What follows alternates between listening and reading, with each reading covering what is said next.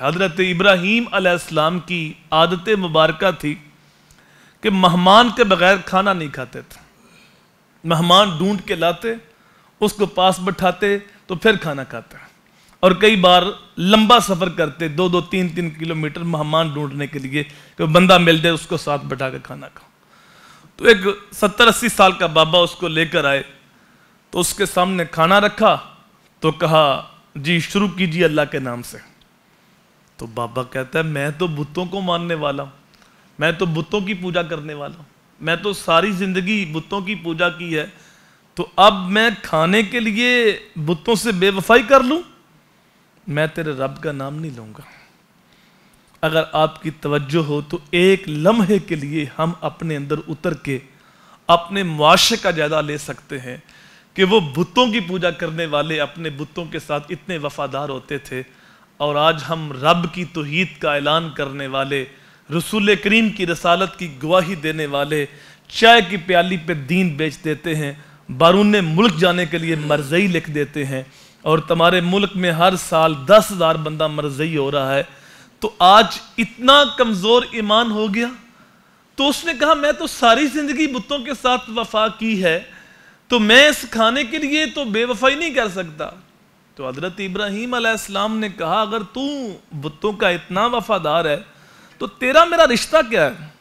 میں تو اللہ کے نام پہ دے رہا ہوں، تیرے ساتھ جو میرا تعلق ہے کھانے کے حوالے سے وہ اللہ کے نام پہ، اللہ کے نام پہ تمہیں کھانا ہوگا.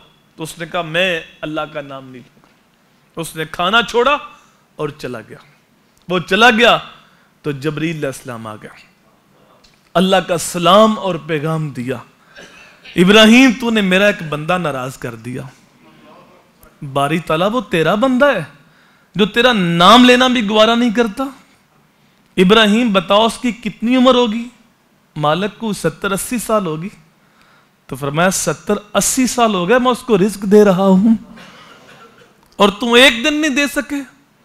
اب حضرت ابراہیم علیہ السلام اس کو ڈھونڈتے پھر رہے، اور وہ بابا دور چلا گیا، پہاڑ پہ چڑھ رہا تھا. تو اس کو آواز دی بابا جی آؤ کھانا کھا لو. تو اس نے پلٹ کے دیکھا، کہا ہو تم تو وہی ہو، میں تیرے رب کا نام نہیں لوں گا. تو کہا نہ لینا، آ کے کھانا تو کھاؤ. تو جب واپس پلٹے تو اس نے دیکھا کہ پہلے تو یہ بڑے سخت تھے اور اب اتنے نرم کیسے ہو گئے. تو کہا جناب اتنی لہجے میں نرمی کیسے آ گئی؟ کہا یہ میرے رب کا حکم ہے، میرے رب نے کہا کہ میں 70-80 سال سے اس کو رزق دے رہا ہوں اور تم ایک دن نہیں دے سکے. کہا اچھا اس کریم کا حکم ہے تو پھر کھانا بعد میں کھائیں گے، مجھے پہلے اس کا نوکر تو بنا دے.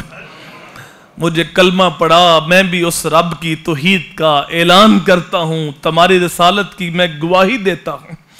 تو جو اس کو مانتے ہیں اللہ ان کو بھی عطا کرتا ہے، جو نہیں مانتے اللہ ان کو بھی عطا کرتا ہے، بلکہ جو نہیں مانتے ان کو وہ زیادہ عطا کرتا ہے، کیونکہ ان کو جو کچھ ملنا ہے دنیا کے اندر مل رہا، آخرت کے اندر ان کا کوئی حصہ نہیں.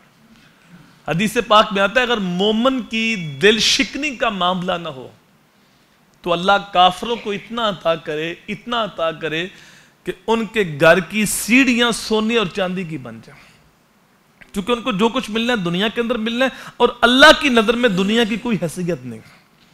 اللہ کی نظر میں حدیث میں آتا ہے اگر اللہ کی نظر میں دنیا کی قدر ایک مچھر کے پر کے برابر بھی ہوتی نا تو اللہ کسی کافر کو پانی کا ایک گھونٹ بھی عطا نہ کرتا.